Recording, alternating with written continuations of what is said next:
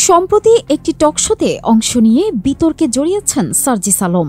আর এতে করে বৈষম্যবিরোধী ছাত্র আন্দোলন থেকে সার্জিস আলমকে অব্যাহতি দেওয়ার যেই খবর বেরিয়েছে সামাজিক যোগাযোগ মাধ্যমে, তার সত্যতা মিলেছে নেত্র নিউজের একটি সংবাদ।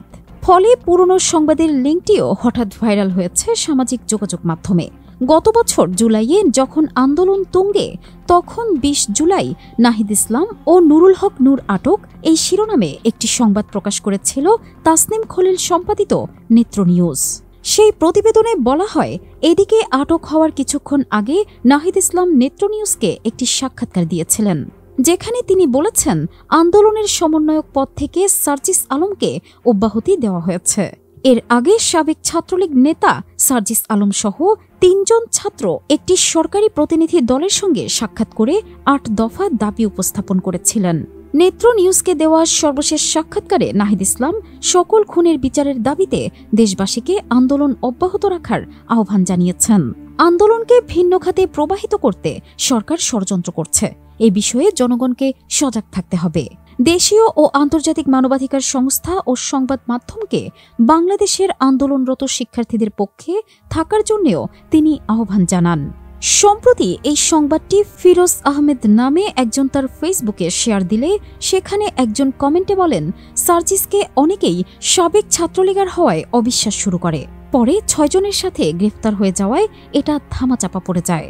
এদিকে ২৩ জুলাই সমকালে ৪ সমন্বয়কের খোঁজ পেতে আলটিমেটাম এই শিরোনামের একটি সংবাদে জানানো হয়, প্রশ্ন উঠেছে কোটা আন্দোলনকারীরা এক আছেন কিনা।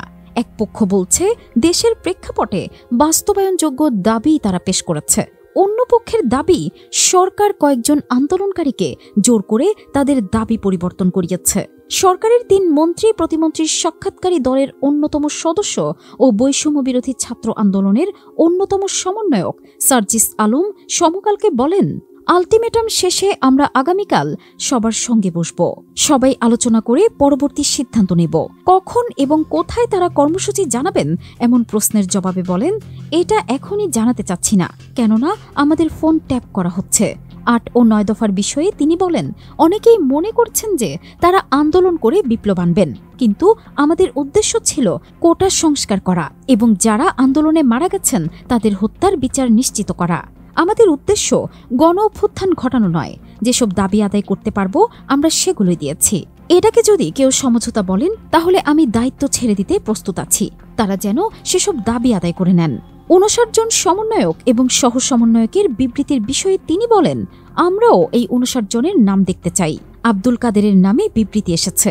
আমাদের তো ৬৫ জন সমন্বয়ক, ৬৫ জনের মধ্যে যে ৫ জনের অন্য উদ্দেশ্য ছিল না সেটা আমরা বলতে পারছি না।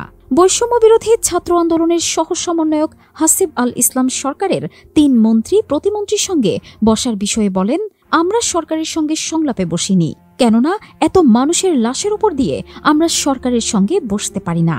যেহেতু ইন্টারনেট বন্ধ, তাই আমরা আমাদের ৮ দফা দাবি সরকারের কাছে তুলে ধরতে তাদের সঙ্গে বসেছি, কোনো সংলাপে বসিনি। আমাদের এই ৮ দফা দাবি পূরণ সাপেক্ষে আমরা সরকারের সঙ্গে সংলাপে বসব কিনা তা আলোচনা করে সিদ্ধান্ত নেব। সরকারের মন্ত্রীদের মাধ্যমে দাবি তুলে ধরা আমাদের সম্মিলিত সিদ্ধান্ত ছিল। আন্দোলনকারীদের মধ্যে বিভাজন সৃষ্টি হয়েছে কিনা এমন প্রশ্নের জবাবে তিনি বলেন, আমাদের মধ্যে কোনো ধরনের বিভাজন নেই, আমরা সবাই এক আছি। তাহলে তারা ৮ দফা সমন্বয়কদের আরেকটি অংশ ৯ দফা কেন দিয়েছে জানতে চাইলে তিনি বলেন, ৮ দফা এবং ৯ দফার মধ্যে খুব একটা পার্থক্য নেই, কিছুটা ভাষাগত পার্থক্য হয়েছে।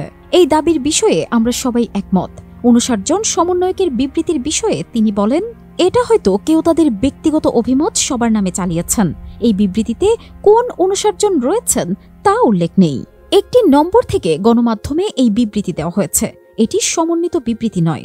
অন্যদিকে ৫৯ জন সমন্বয়কারীদের পক্ষে বিবৃতি দেওয়া সমন্বয়ক আবুল কাদেরের ফোন বন্ধ থাকায় তার সঙ্গে কথা বলা সম্ভব হয়নি। তবে এই পক্ষের আরেক সমন্বয়ক আব্দুল হান্নান মাসুদ বলেন, ৫৯ জনের পক্ষ থেকে যে বিবৃতি পাঠানো হয়েছে সেটাই আমাদের সবার বিবৃতি। তবে বিশ্লেষকরা বলছেন, সে সময় যারা ৯ দফাকে ৮ দফায় পরিণত করেছিল তাদের জনগণ বেঈমান হিসেবেই সে সময় দেখেছিল, কিন্তু একদল সাহসী তরুণ সে সময় ৯ দফার বিষয়ে অটল ছিল। খুব চাপে পড়লে শেখ হাসিনা শেষ পর্যন্ত ৮ দফাকে মেনে নিতেন।